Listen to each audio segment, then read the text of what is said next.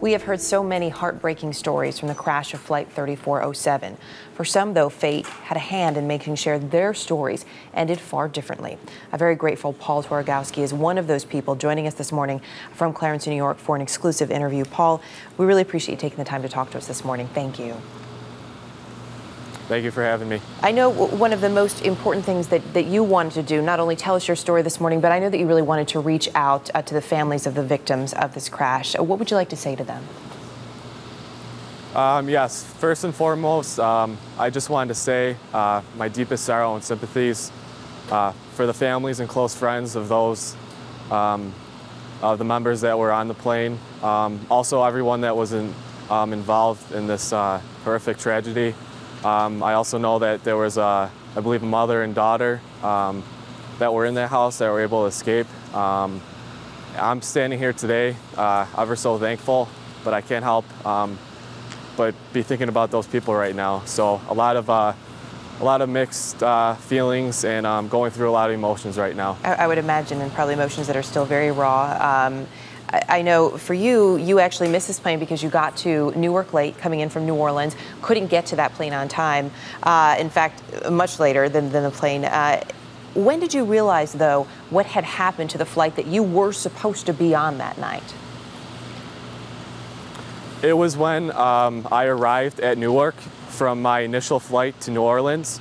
All the flights have been getting pushed back further and further, including Flight 3407. And it was when I had arrived, I had tried booking my flight for the next morning. Just after that, I checked my phone. I had a ton of missed phone calls. More than anything, it was from my friend that was supposed to be picking me up, and then some text messages. And the text messages were asking me, Paul, are you okay? Where are you? And I knew right from there that something wasn't right.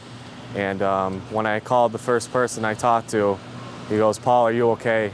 And I said, yeah, I'm in Newark. I'm not going to be home until the morning.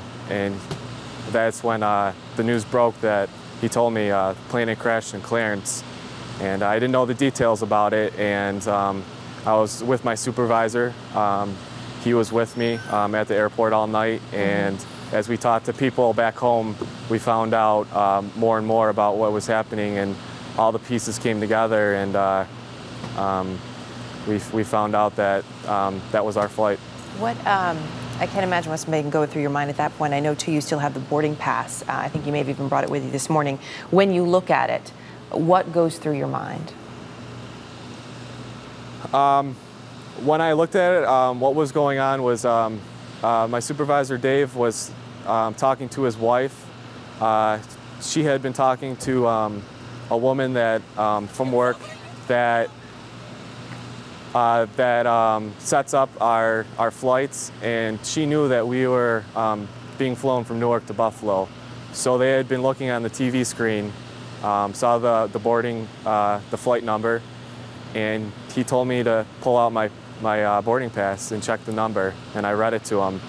And he goes, 3407. He said, that was our flight. I can't forget that moment. Ever since then, that number's just been tattooed in my head. Paul, I know it's a tough thing for you to talk about it. As you said, a lot of mixed emotions right now, but we really do appreciate you taking the time. We do have to let you go, but I know you also wanted to say a big thank you to all of the first responders there in your home and the way they reacted, and I'm sure they appreciate that. Paul Twaragowski, thank you, and we're happy that you're able to be with us.